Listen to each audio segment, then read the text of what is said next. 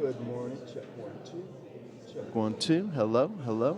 No, no.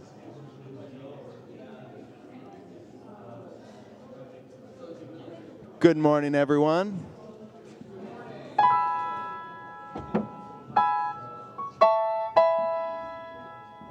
Good morning, everyone, and welcome to the UU congregation of Phoenix. My name is Benji Messer. I'm the music director here. My pronouns are he, him. It's good to see you all this morning. I'll be featuring Michael Macbeth a lot, a member who's a harmonica player on a lot of our music today. And we begin today's service about love guiding us to action with Love Will Guide Us by Sally Rogers. So feel free to stand as we sing together or to stay seated. Totally up to you.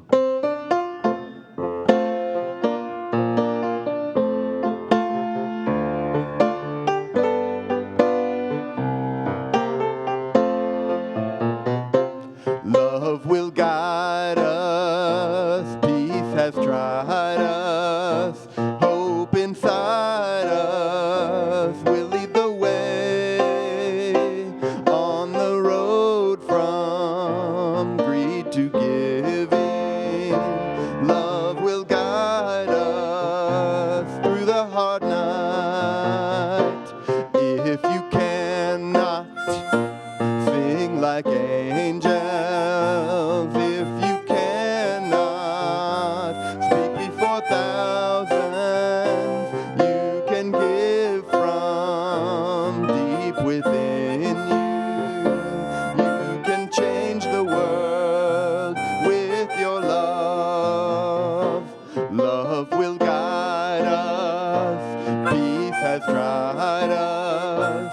Hope inside us will lead the way on the road from greed to giving.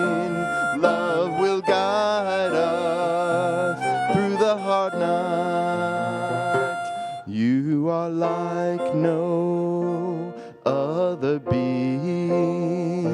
What you can give, no other can give to the future of our precious children, to the future of the world where we live.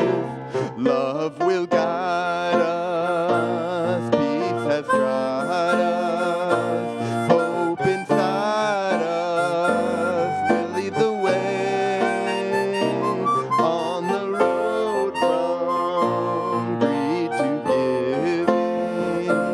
Love will guide us through the hard night. Hear the song of peace within you. Heed the song of peace in your heart. Spring's new beginning will lead to the harvest. Love will guide us on our way. Love will guide us. Peace has tried us. Hope inside us will lead the way on the road from greed to giving. Love will guide us through the hard night. Thanks all. Please be seated.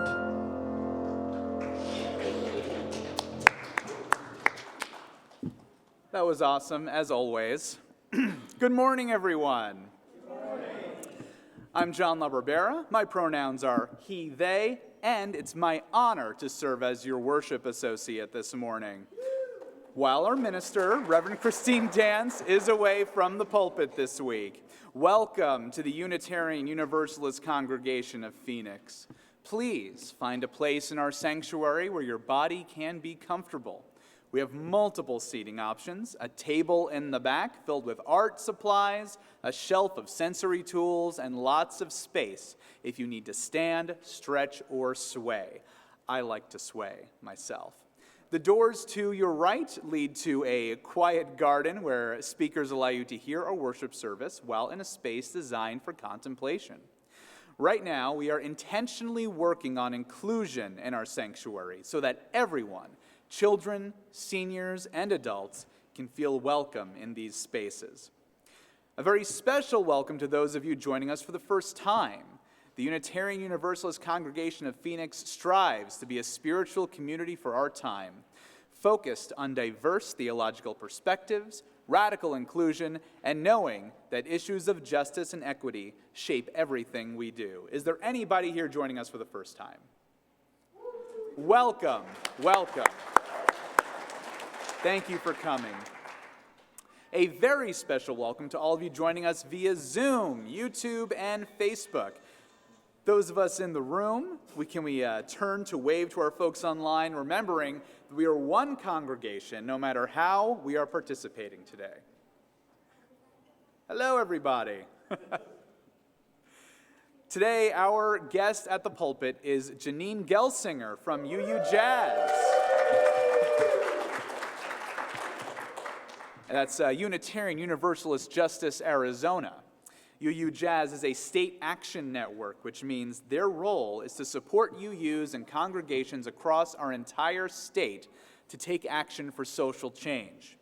Janine has served as the executive director for 4 years and has recently moved into a shared leadership role alongside co-executive director Casey Clowes. Yes.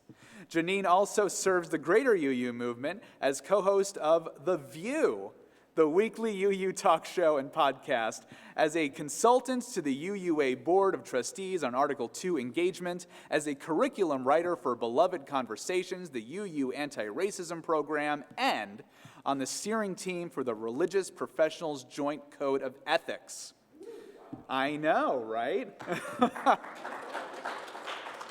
She lives here in Phoenix with her 2 young children, Vivian and Ramona. She would love to chat with you during coffee hour after the service. Our opening words today are "Blessed Are the Hungry" by Reverend Julian Jamaica Soto. I know that you are hungry for justice, and sometimes when you fail, it feels like the times when you open the refrigerator door, look inside and close it, nothing having met your appetite. But there is always trying again.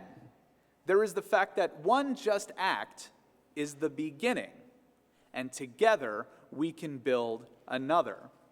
The gnawing hunger for a different future is one that we feed in the present. Your diligence, your tenacity, your willingness to learn, not just how, but also do, hunger shaping how you nourish, feeding one another with the long spoons of your compassion until you're strong enough to feed the part of the world that you can reach. Join me as we recite our covenant and Mark Hayduke Grenard lights our chalice.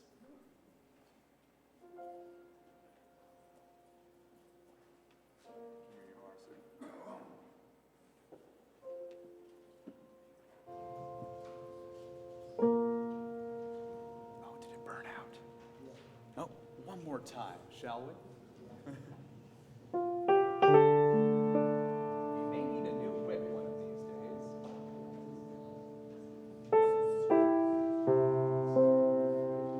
Maybe this one. Maybe the match will work.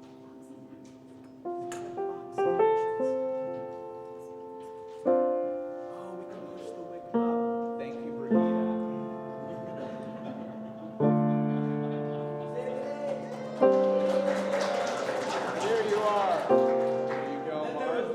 Look at that. What a flame that is.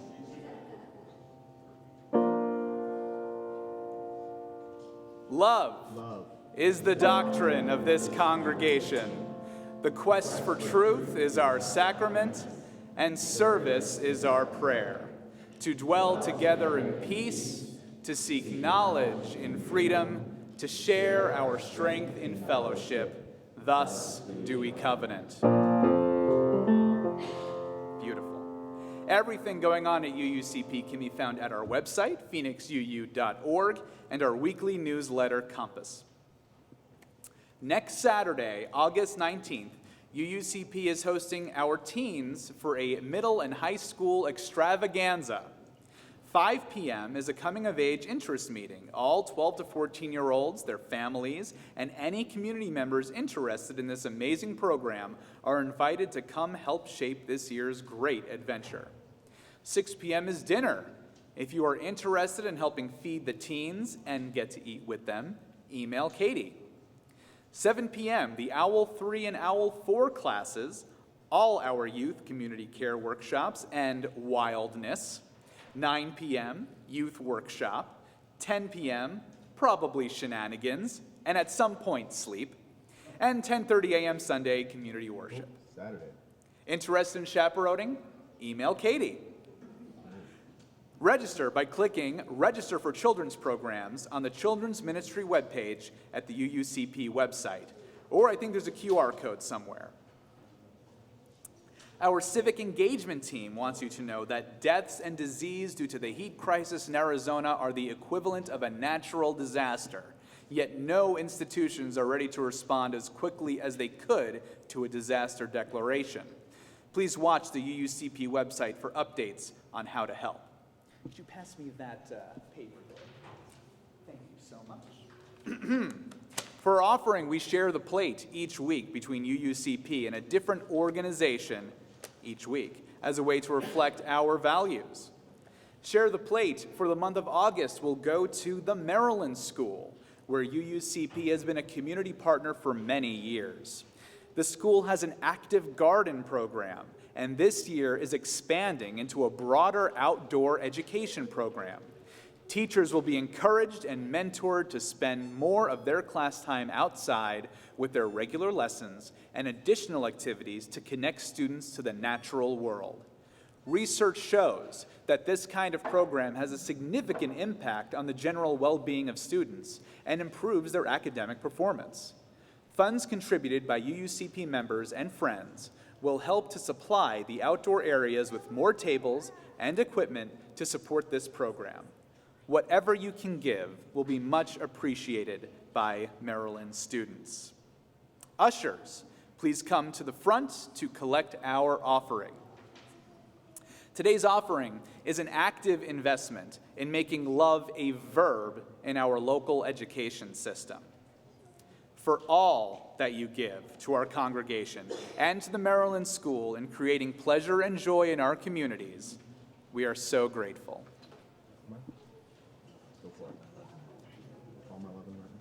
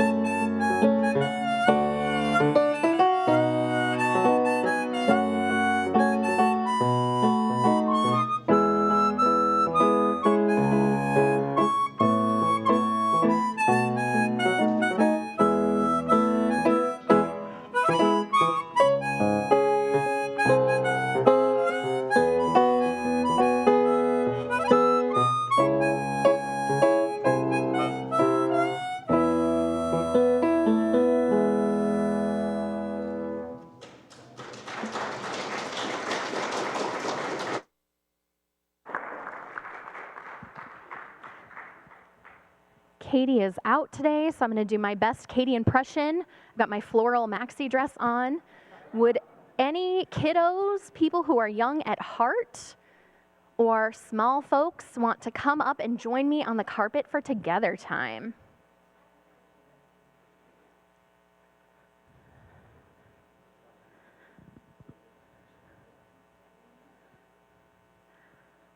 Come on up, I promise I'm nice.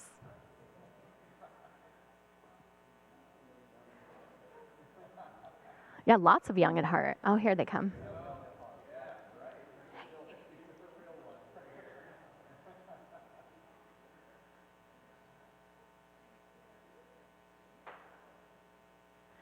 All right, so friends, I thought today we might talk about feelings. What does it feel like when you're happy? Show me what your body and face looks like when you're happy. Let me see. Oh, yeah, that looks good. All right, cool. Yeah. And there's all different degrees of happy, right? What does it look like when you're content versus when you're ecstatic, right? Like happy has a range.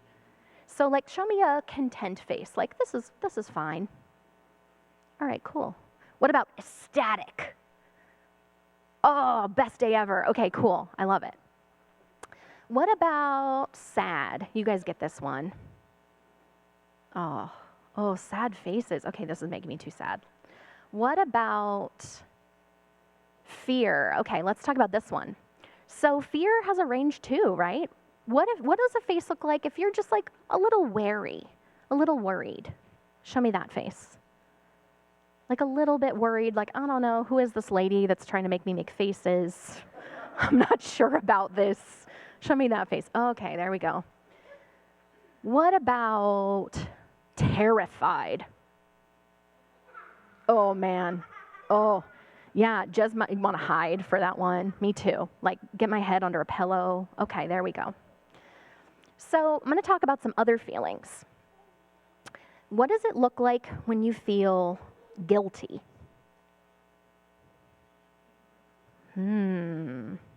Guilty, okay.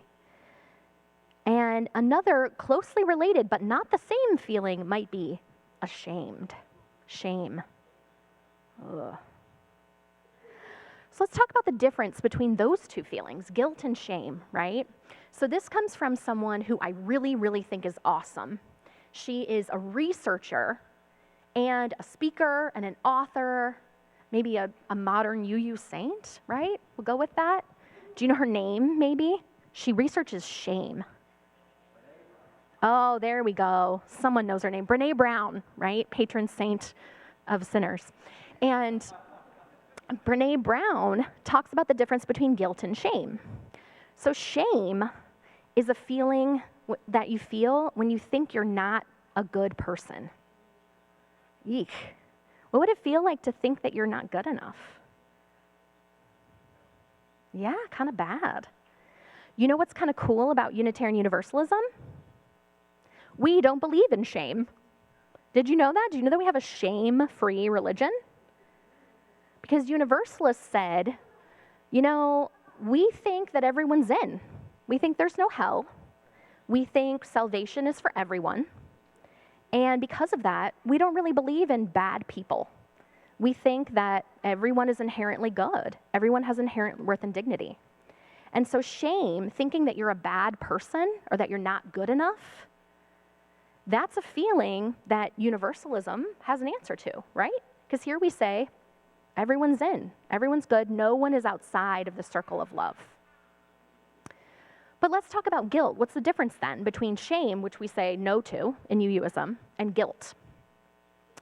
So where in your body do you feel guilt? Have you ever felt guilt in your body? Where do you feel it? Ooh, in your tummy maybe? In your head? Yeah, anyone else?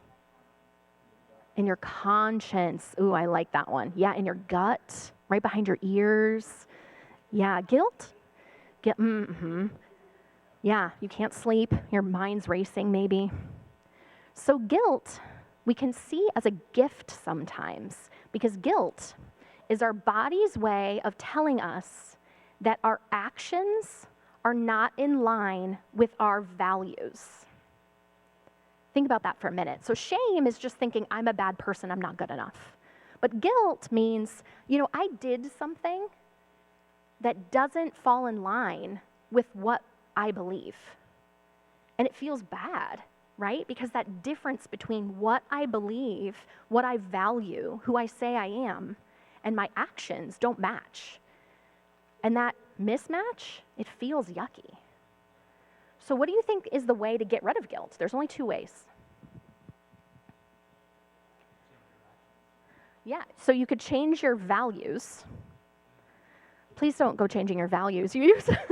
But you could, right? Or you could change your actions, right? You could change your actions to match your values. So I want us to think about that. Next time you feel guilty, next time you maybe said something that wasn't true, maybe you weren't very kind to your sibling, right? What's another example?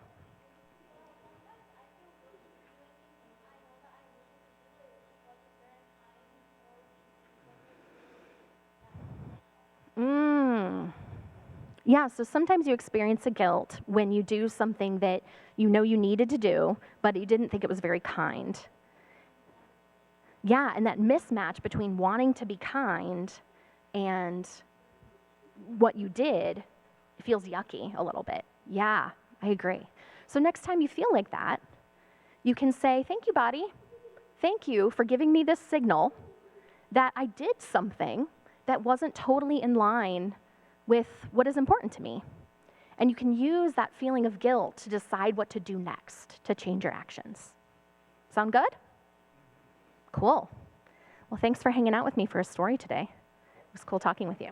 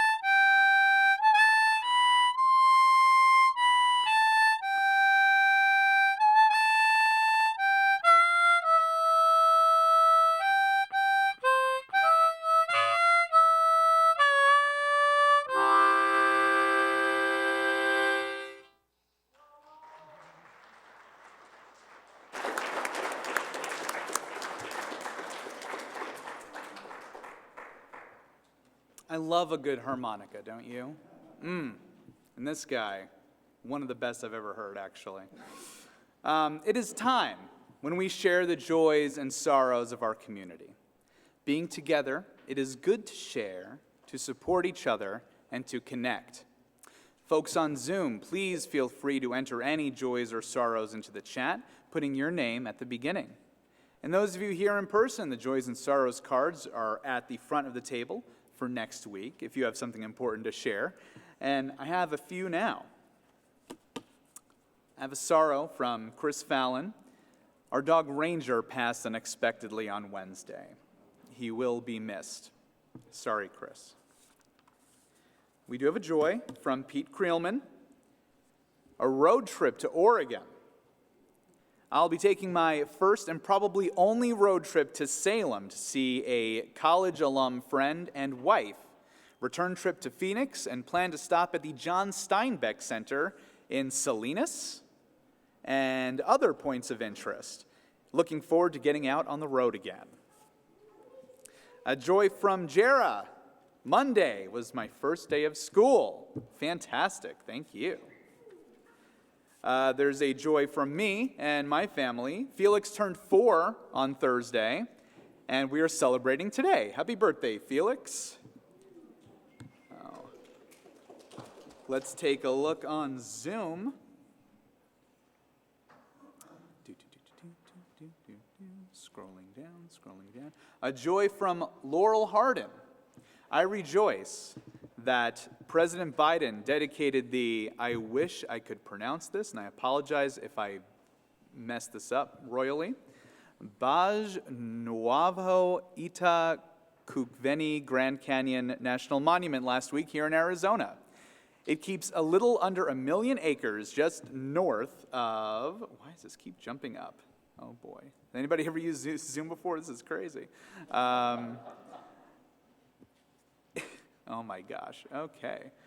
Scrolling. It keeps just a little under 1 million something acres around the Grand Canyon free from further uranium mining.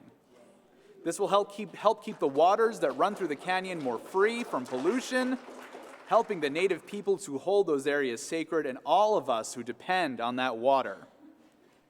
From Amy Miskell, a joy. My friend Jan and her husband Bill were here in Lahaina.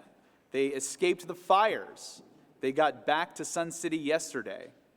But a sorrow, so many lost loved ones and homes. And the 150-year-old banyan tree has fire damage.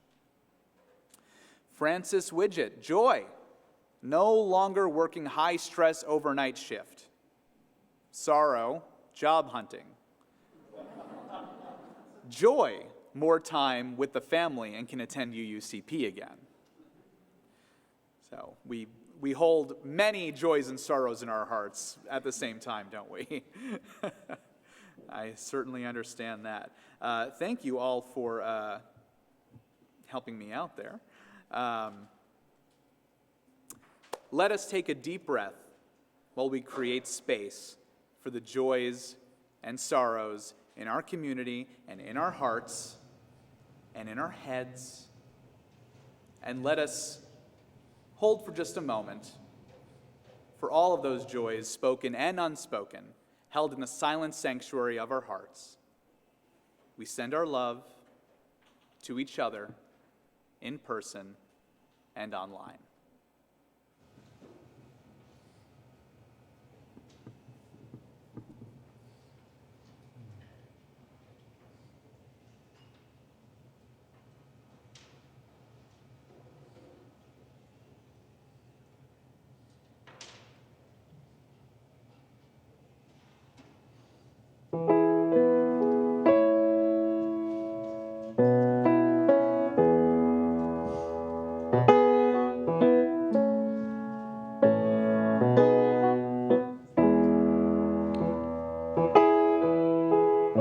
Here's one by guitarist John Mayer.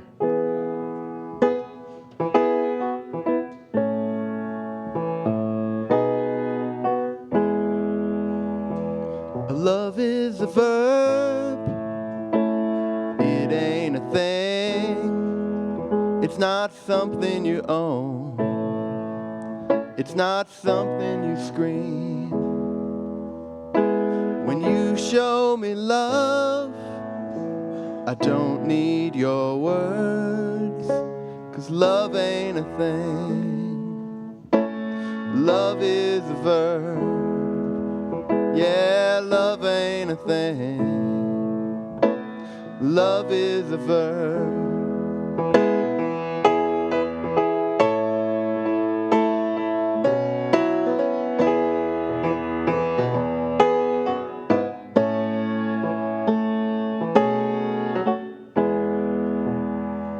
Love ain't a crutch, and it ain't an excuse. No, you can't get through love on just a pile of IOUs. And love ain't a drug, despite what you've heard. Love ain't a thing. Yeah, love is a verb. I said love ain't a thing. Love is a verb.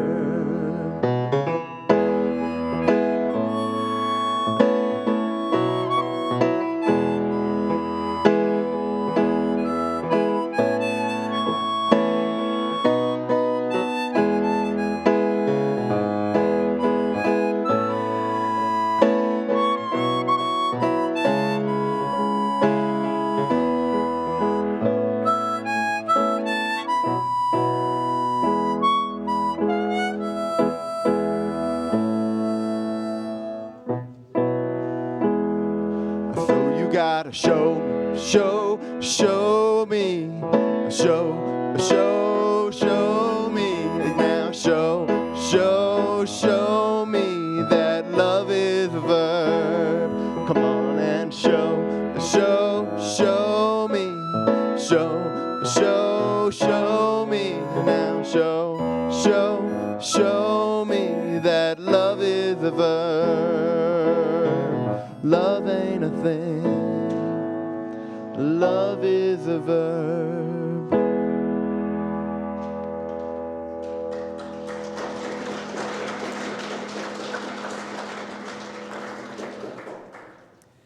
And now, some centering words from the UUJAZ board, including UUCP members Dr. Stuart Roden and Len Perez.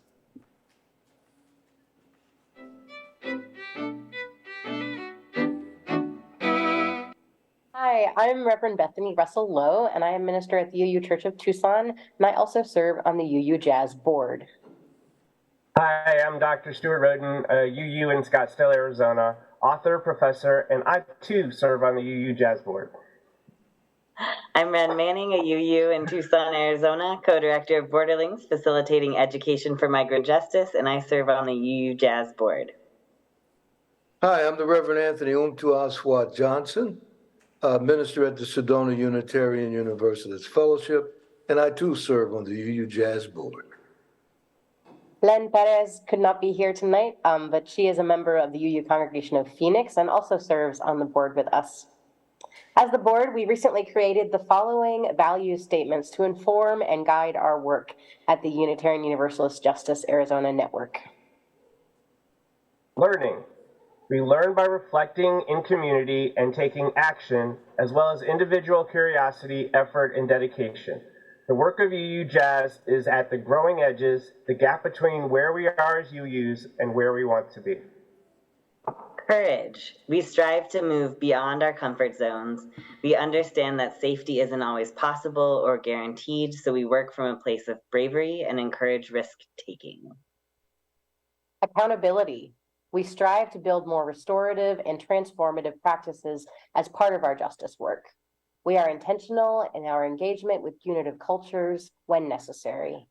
We take responsibility for the harm we may have currently and historically caused, and strive to build a culture where relationships can be restored and empathy can grow. We balance the transparency and confidentiality that is often required during these processes. Relationship. We organize on teams with partners and in coalitions because we know that we are better together and our well-being is intertwined. We nurture our relationships of mutual trust through clear communication and by doing what we promise. We value the emergent needs of people over adhering to established processes. Discernment. We approach our work thoughtfully to ensure alignment with our mission and vision. When our values conflict with one another, we lean into complexity and don't expect a one-size-fits-all solution to every decision. Equity. We use a frame of equity instead of equality because what works for one person doesn't work for all. seek to subvert dominant cultural norms by centering the margins and normalizing the radical. We follow the lead of directly impacted persons and organizations who are focused on taking direct action for policy and societal change. We anticipate and accommodate the needs, holding space for those who may join us. Self-awareness. We believe that everyone has a role to play in the ecosystem of justice work. There are times when some or all of us may need to listen, move back, and decenter our own experiences and priorities. We take power dynamics into consideration when deciding when to lead and when to follow. Imagination. We approach our work with an attitude of curiosity and creativity. Radical change requires us to reimagine the way things can change from the root, rather than replicating systems of oppression or maintaining the status quo. Joy. We reject the idea that justice work is only hard or tedious. It is also the path to meaning and joy in life. We approach our work and our play with a little bit of silliness, enjoy the process of doing justice, and remember to celebrate milestones, progresses, and every effort along the way. Sustainability. We prioritize sustainable work by allowing ourselves time and space to be human, to handle personal matters, care for family, take sick leave, and just plain rest. We support an attitude of work that includes us as whole people and believe that cycles of work and rest make long-term sustainability possible. To support this, we close in July and December to prioritize intentional rest and push back against capitalism's lie that we are only worth what we produce.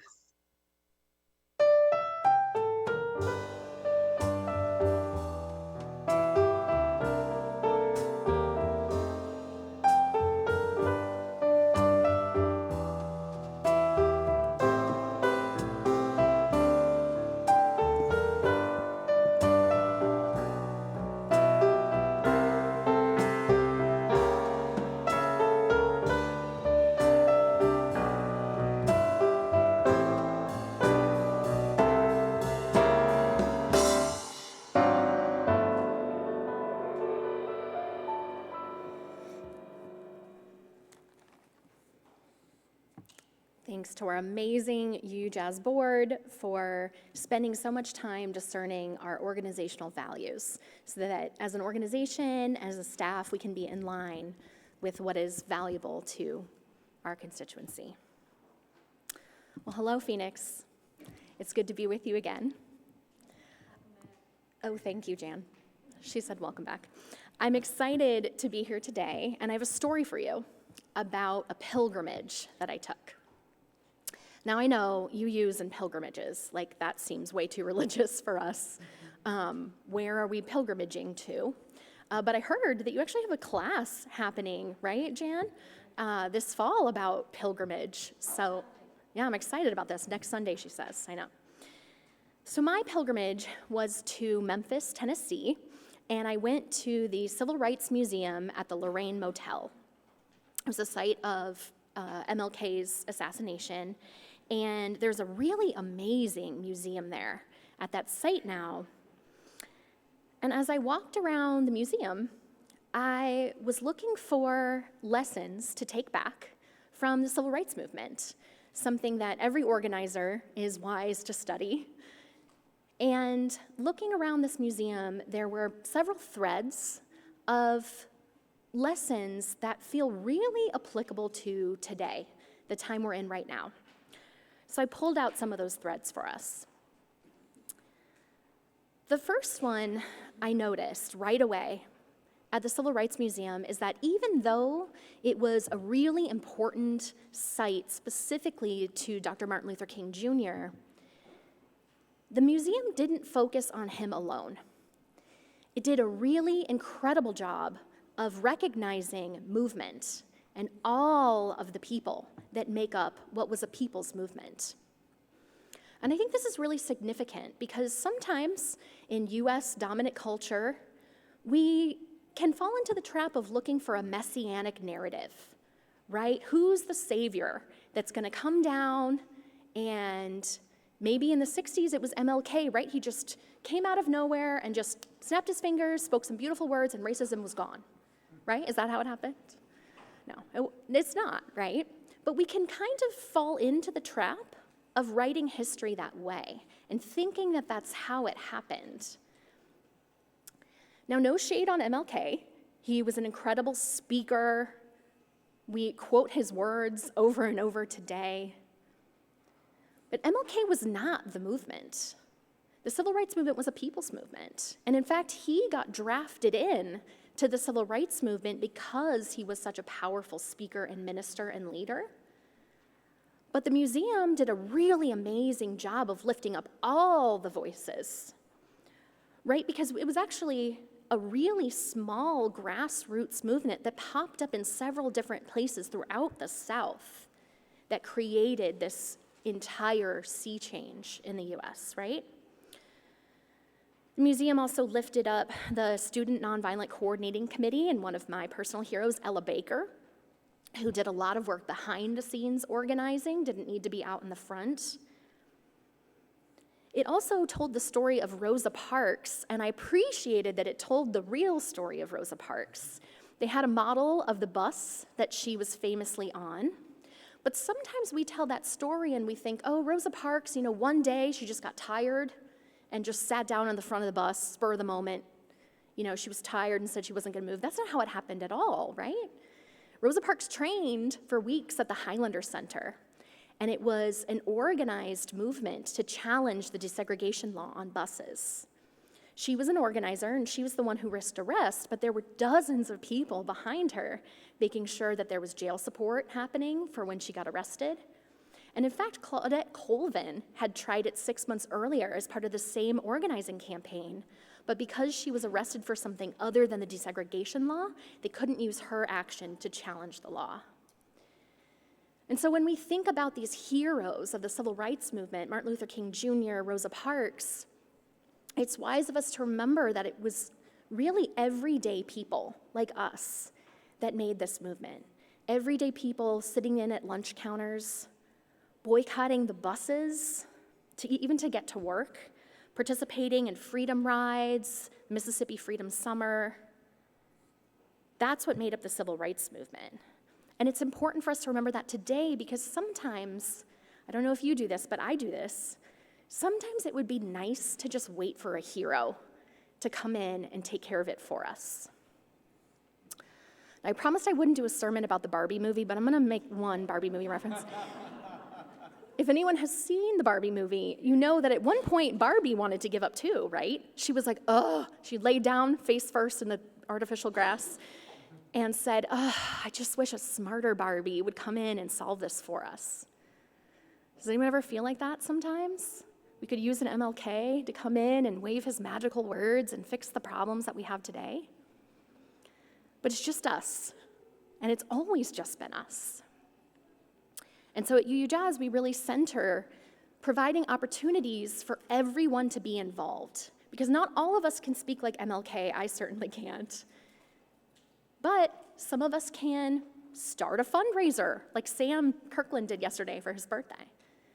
Some of us can lead a group or write postcards, donate if they can, bring water bottles down to the marchers. There's all sorts of ways to get involved, and it takes a bunch of little actions from everyday people to change the world. So the next thread I encountered on my pilgrimage was a political thread. I looked for the mention of politicians all throughout the Civil Rights Museum. And I wasn't that surprised at what I found. There was one exhibit that centered the phone calls between JFK and MLK. And a lot of the communication was, Martin, I believe in what you're doing, but this isn't really great timing. We've got a campaign going here, and, I think we can do it, but could it wait a few years? This isn't really great for my campaign, and, I agree with your message, but not really the way you're going about it. Do you think you could maybe tone it down? Do these words sound familiar to anyone? Right? It's always what happens. Frederick Douglass is often quoted as saying, "Power concedes nothing without demand." And the civil rights movement was an example of that, because even LBJ, who eventually signed the Civil Rights Act, he had to be pushed to do that. Sometimes we think about voting as the answer to all our problems. If we just vote a certain way, then everything will be solved. But politicians have never been the one to come in and wave a magic wand and fix all of our problems.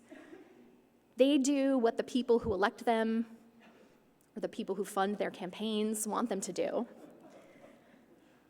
And so it's up to us to push them in the direction. One of my favorite phrases in organizing is, we elect targets, not saviors. So when we vote, we elect the people that we think we can push to live out our UU values in office. The other thread I looked for was the role of the church. Surprise, surprise. So as I walked around the exhibits, I noticed whenever they mentioned church work in the civil rights movement, and there was a lot. Churches were centers of organizing all throughout the South. And one exhibit showed a map of many churches throughout the South that were bombed for their involvement in the civil rights movement. Lots of churches. In fact, out in your memorial garden, you have statues of 4 of the girls who died in the Birmingham church bombing. And this is hard, because today we know that there's fear around what might happen if we are a target of that kind of violence. But here's what I know. I know what my values call me to do, and I don't want to live with the feeling of not taking action that matches my values, no matter the consequences. And I also know that as community, we know how to keep each other safe. Not that long ago, we did a de-escalation and safety training here at UU Phoenix. It was attended by almost 50 people to talk about what it means to create community safety. And community safety is a different paradigm than individual safety. Community safety says for all of us to experience safety, some of us that experience more safety in the world already have to take a little bit more risk so that those of us who are at more risk in our daily lives can experience a little more safety. And together we can keep each other safe. But you know, Dr. Martin Luther King had a lot to say about the church as well. His words are a little more powerful than mine. In 1967, he said, "The church must be reminded that it is not the master or the servant of the state, but rather the conscience of the state and never its tool. If the church does not recapture its prophetic zeal, it will become an irrelevant social club without moral or spiritual authority." Ouch. But this is why we're UUs, right? We don't come to church as a social club. We come to church to be a community, to support each other on our own spiritual paths, and to change the world, to make justice real. And it can be hard, right? I have a friend who sent me, while I was in Memphis, a text with a link to an article. And it was the declassified 1944 handbook from what would become the CIA on how to destroy an organization from within. So he sent me this because he knew I was in Memphis, and he was kind of joking about the CIA and the conspiracy theories around MLK, and I don't want to go down that path with you all because I know we could do that for a long time. But I found this article really interesting, so I want to read you some pieces of it. How to destroy an organization from within. Insist on doing everything through proper channels. Never permit shortcuts to expedite decisions. Number 2, when possible, refer all matters to committees for further study and consideration. Attempt to make the committees as large as possible, never less than 5 people. 3, make speeches. Uh-oh. Talk as frequently as possible and at great length. I might be in trouble for this one. Number 4, haggle over precise wording of all your communications, minutes, and resolutions. I could go on, but I think you already recognize this. Does this sound like our workplaces, our government, maybe sometimes our churches, maybe our wider association? The CIA knew how to destroy organizations they disagreed with from within. We probably shouldn't help them out and do it to ourselves. So what do we do instead? This is depressing. How do we make change? How do we organize and create movement? Because we know there's a lot of need for it right now. I was at camp last week and I spent a lot of time with a young trans teen who lives in Florida. And he was in California with his aunt trying to decide if he could go back to his state, his family, his friends, his school, or if he needed to live with his aunt for a year in California because it wasn't safe for him to be where he was. We have refugees fleeing states in the United States. But here's what I know. I know that UUs know how to live out our values through action. I know that you know love is a verb, not just a feeling, but a thing that we do. Because when we put on those Side with Love t-shirts, I'm going to try to make a sports metaphor. I'm not really a sports person, but hang in there with me. When we put on those yellow t-shirts, they're not just jerseys, right? We don't say Side with Love, and we get to say, I'm on the right side, the left side. I'm on the side of love, and that's all I have to do. Put on the t-shirt, attend church, say a few words, and just give ourselves a pass, right? We don't do that as UUs. We know that social justice is not a spectator sport, that we have to take action. And here's how I know it's real. This March, almost 60 people in Tucson got trained from UUJAZ in all levels of OWL, our sex ed program. As a response to the repeal of Roe v. Wade, UUJAZ said, what can we do to help? And one of those ways was to make sure that every child and adult had access to the information they need to know to keep themselves safe and make healthy reproductive choices.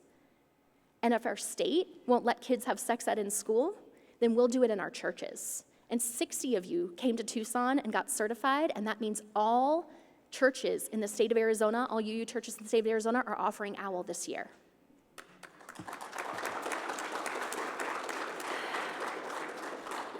That's how I know love is a verb, and I also know love is a verb because 3,000 UUs across the country participated in Beloved Conversations, our anti-racism program, since 2020.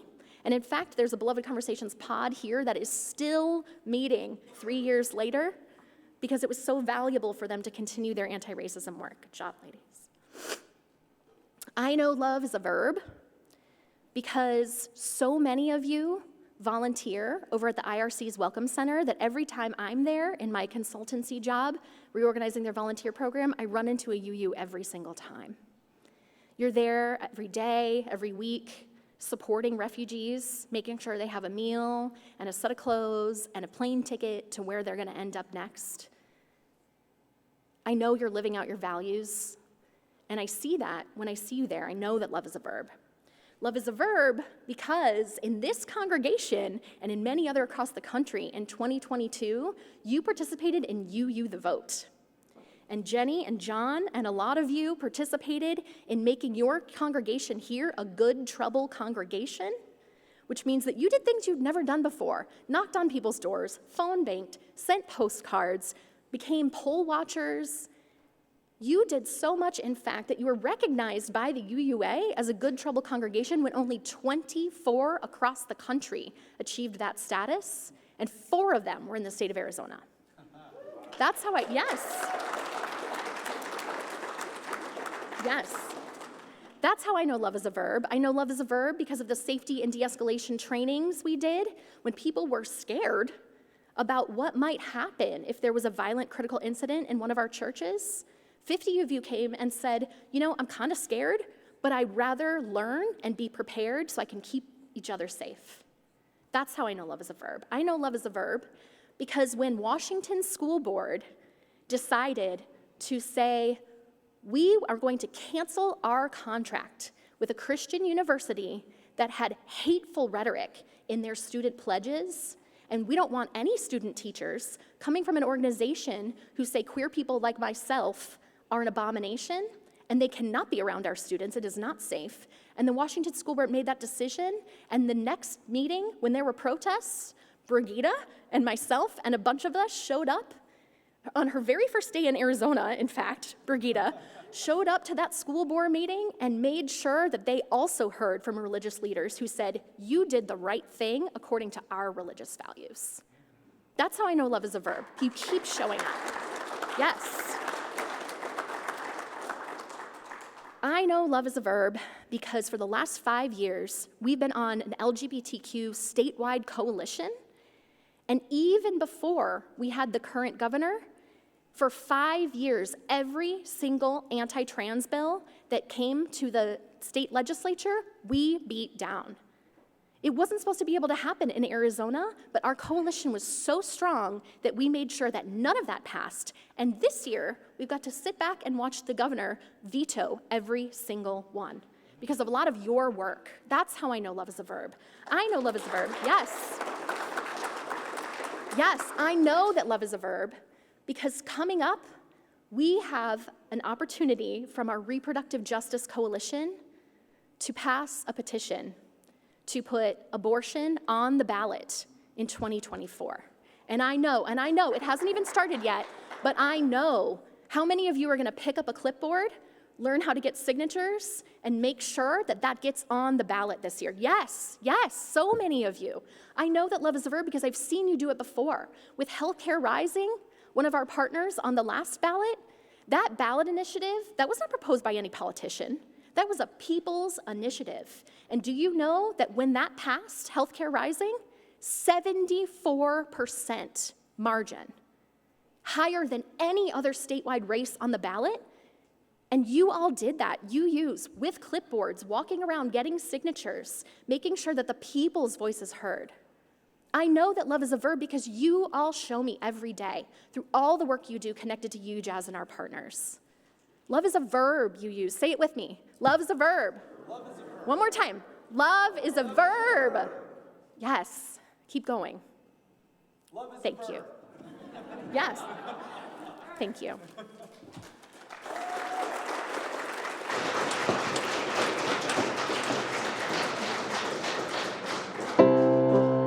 Thank you, Janine. We close with Whoa Ya Ya by the British Afro-pop band Osibisa. Please feel free to stand or to stay seated. The melody goes.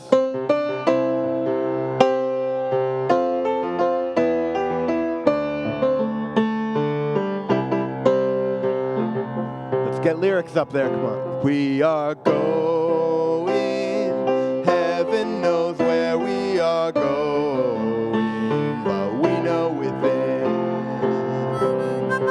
and we will get there. Heaven knows how we will get there, but we know we will. It will be hard, we know, and the road will be muddy and rough, but we'll get there.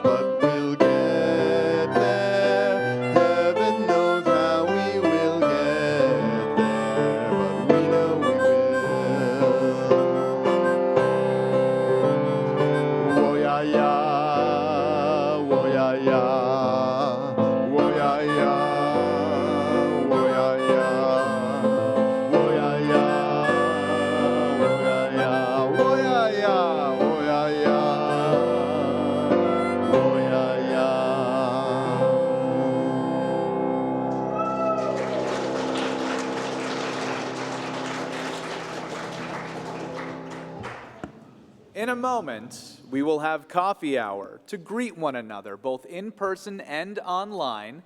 The link is in the chat.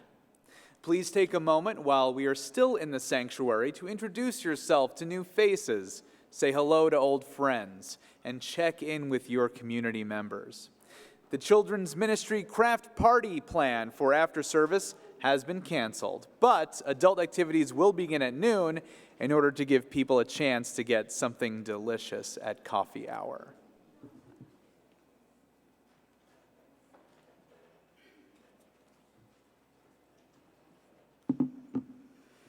In organizing, there are two essential ingredients to move folks. The first is education, and as Pew Research data tells us every single time, UUs have the most formal education of any religious tradition.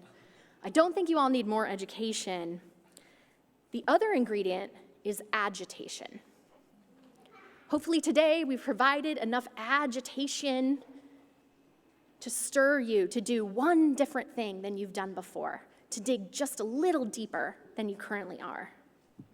So our closing words today are from Tanya Marquez. Do not fear agitation. Do not fear agitation, for agitation is the rhythm of life itself, to be put into motion, to be stirred. Do not fear the movements that decenter what you always thought was permanent. You carry within you the center of your understanding, the compass to show you the way. Carry with you the love that will hold you, the vision that will guide you, the relationships to all beings, and the world that will ground you. So go in peace and in gentle agitation to stir this world to the side of love.